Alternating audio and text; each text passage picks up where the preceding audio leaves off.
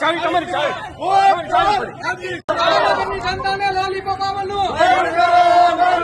ભાવનગરની જનતાને લોલીપોપ આવવાનું, ભાવનગરની જનતાને લોલીપોપ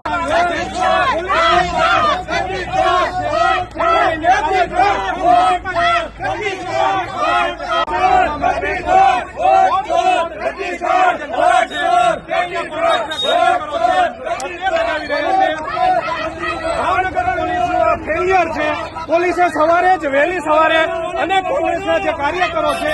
તેને ડિટેન કરી લીધા હતા, પણ કોંગ્રેસે પણ